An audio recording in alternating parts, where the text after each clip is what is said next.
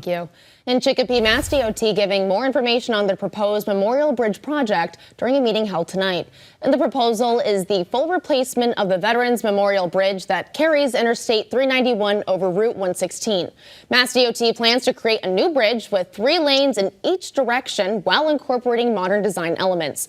During the demolition and construction process, some detours and closures may be required, but MassDOT will look to maintain traffic on 391 and Chicopee Street.